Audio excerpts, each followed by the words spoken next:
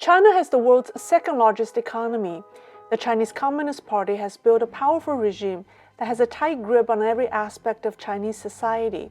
Some people say the regime is too powerful to collapse and that China is too big to fall apart. Others argue that signs of the regime's impending economic doom are the writing on the wall. So how bad is the Chinese economy? What will ultimately bring down the CCP, and how do we measure it? Hello everyone, Happy Lunar New Year. Welcome to Leisrealtalk. I'm Lei. People have been writing articles and books predicting the collapse of the CCP for years, but those who disagree with them say that the regime is still here and Xi Jinping doesn't show any signs of going away.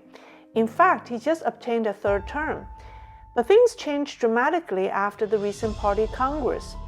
With the way COVID is still raging in China and the vast number of deaths it's causing, the country is not the same it once was, politically, economically, and socially. In my January 3rd video, I discussed the 5 variables that would determine whether COVID will bring down the regime. In my January 11th program, I said that China's deteriorating economy would be the ultimate factor that will make Xi Jinping powerless. So what's the reality of China's economy? Wei Jianning, the chief economist of the China Association for Industrial Development, summarized it like this. In January 2022, I warned that if the economy continued to decline, a precipitous fall would appear once a certain critical point was crossed. Unfortunately, after the April data came out, a precipitous fall occurred. Investment, consumption, and exports fell across the board.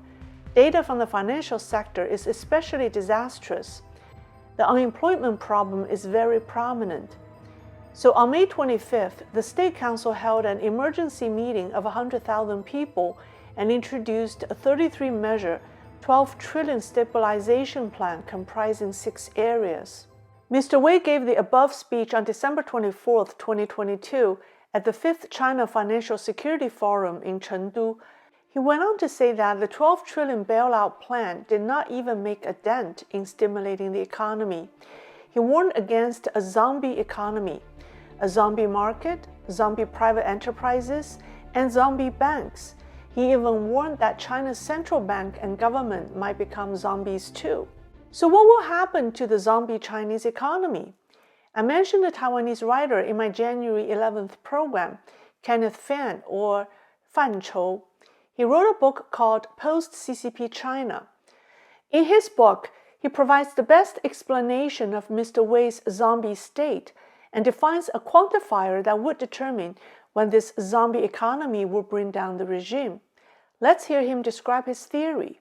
我不想写一本预言式的书，我这本书里并没有任何的日期说预言中共什么时候会解体，但是呢，我提出了一个严格的可以测量、科学测量的定义，就是说，在我的定义里面，只要中共统治下的地方各个行政单位30几个，80%的地方出现财政赤字，连续2年，也就是24个月、8个季度的时候，而且中央也没有能力再来举债来弥补地方财政的窟窿，连续2年，在这个定义下，我认为中共的有效统治就已经算是解体了。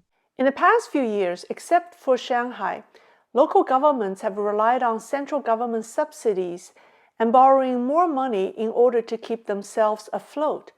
But this is becoming more difficult as the central government is running out of money and local government debt is getting out of control. By the way, the slide showing local government debt in my January 11th video had typos. Total on-the-book local government debt as of November 2022 was 35 trillion yuan and not 3.5 trillion. Total local government debt, including the off-the-book LGFVs or local government financing vehicles, is estimated at 100 trillion yuan, not the 68 trillion. I inadvertently moved the decimal point and gave the CCP a break. I apologize for the mistake. Since 2021, bus drivers in various parts of Henan have been on strike to protest that they haven't been paid their salaries. The latest was from Puyang, Henan, where bus drivers put banners on buses to protest 16 months of no payment. Internet discussions went viral over posts about government employees in Shandong being asked to take out loans from banks at 3.5 interest and then lend it to LGFVs or local government financing vehicles at a rate of 8 to 10% because the government owes so much money that it can't borrow anymore. Basically, the government is asking employees to take out loans on its behalf, so it has money to pay them. 地方呢，在这个情况下，地方现在已经进入了这个丛林法则了啊，也就是说，你中央不能补贴我，那你总要允许我打野食吧。所以地方打野食就非常难看，对不对？他就是开交通罚单啦，这个教师发白条啦，这个强迫人民买房啦，那包括富士康的这个郑州的事件，你看那个也是地方政府想要挽救就业啊，但是因为中央的这个就是这个完全乱套啊，完全乱套了。The most frightening part is that no one knows how things will be the next week, where the money will come from. This financial uncertainty will consume people's confidence and affect social stability. 你任何政权的统治都是要靠你所被统治的人民对于你的基本的信心。这个信心就是不见得认为你好，认为你坏也是一种信心哦，就是 predictability 嘛，可预测性。对不对？就是说人民他要知道，然后你不给我饭吃，我不高兴，但是你至少让我知道，你每天让我吃一餐，对不对？而且几点钟给我吃这一餐，所以我可以安排我的整个的生活嘛。包括在监狱里面的人，对犯人你都得给他一个规律、可预期性嘛，一个礼拜放风几次什么这一类的。那现在这种朝令夕改已经到了没有一个家庭可以预测自己下个礼拜要怎么过日子那么这个就是我觉得这个是最可怕的事情。而今天要恢复这种可预期性，我想要恢复这种可预期性的最高的这个动力的来源应该是这个怎么讲叫地方政府。但是我们可以看到地方政府现在他也不知道他下个礼拜的钱从哪里来。Some people in the West, particularly many on Wall Street, do not believe that the CCP will collapse. They think Beijing's present predicament is only temporary as it's caused by the pandemic, and that the CCP will change its policies after the pandemic. Then Beijing will use its political muscle to charge ahead, and the entire country will follow. They believe this will revive the Chinese economy and sustain their business interests in China. Mr. Fan said that 80% of the people still have this unrealistic expectation or fantasy. He said the CCP is unable to repair its broken economy.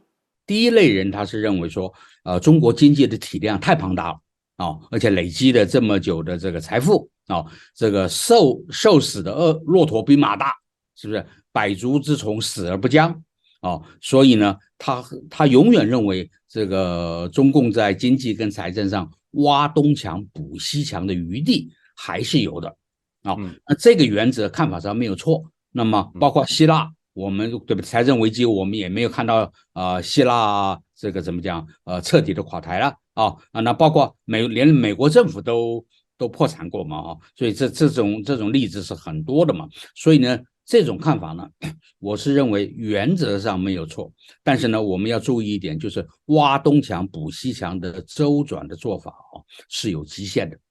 那么，在我刚才能定义下，当全国上下、地方到中央都赤字的时候，你已经没有挖东墙补西墙的余地了。But what if the CCP prints more money? Well, China won't be able to use it in the international market except with its allies such as Russia. Printing more money will trigger domestic hyperinflation and devalue the renminbi, which will exacerbate foreign investments fleeing China. Then comes the question, does the CCP and Xi Jinping still have time or the ability to correct the situation? 所以在这个情况下，我不认为中共的这个过去曾经有过的某些纠错能力存在，因为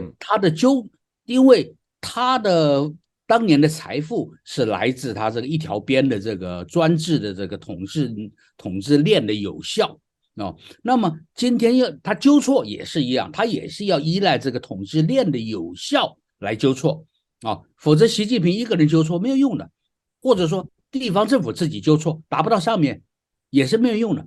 他现在这个我们所谓的 command chain 呢，就这个指令链条已经断裂了，缓缓已经失灵了。在这种情况下，我觉得在这种结构性的这个底下，所以不能够用正常人的身体来分析。正常人我们可以说，你哪边缺氧，哪边缺血，你的这个大脑、你的神经系统这会自然反应，免疫系统什么会运作。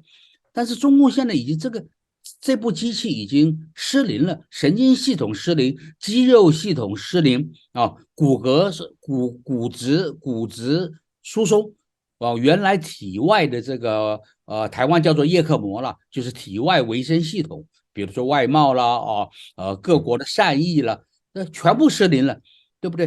Mr. Fan brought up a very good point. We should not use the theories and perspectives developed in the capitalist market to analyze China's economic problems. The mechanism of a capitalist economy is built on capital and the market, but the CCP's economic model is built on its politics, its need for more power and control. Its economic decisions are driven by this need, not market demand. Worse yet, the CCP's internal politics and infighting have prevented CCP leaders from making any sound political decisions. The economic decline is inevitable given the nature of the Communist Party. 因为过去10年习近平，当然我没有全部怪他一个人，这个里面也有中共这个政权的本质在内，也就是说即使是胡锦涛再干10年搞不好也好不到哪里去也有可能落到今天的情况。那么在这个情况下，就是说我们不能够用任何资本主义的经济逻辑来看中国了，所以我不认为在我们用西方的经济这个挽救资本主义的各种逻辑去想出一套中共可以从这个没有钱这么简单的一件事。 Tyrannic regimes rely on police, digital surveillance, censorship, and public security to maintain absolute control. This is all supported by money, and the CCP had a lot of money, but now it's broke, so its ability to control the populace is gone. This is evident by the recent protests across the country demanding pay. When the police rely on issuing traffic tickets to get money, and when the banks suspend banking activities to avoid bank runs, like what happened at the village banks in Henan, and when the local government relies on its own employees to take out loans so the government can keep running, the CCP's disintegration has obviously begun. Here are the two programs I mentioned earlier. The top one discussed the 5 variables determining if COVID will bring down the CCP, and the bottom one discusses the budgetary crisis and struggle between local and central government and the timing of the CCP's pending economic collapse. You can take a look. Thank you for watching. See you next time.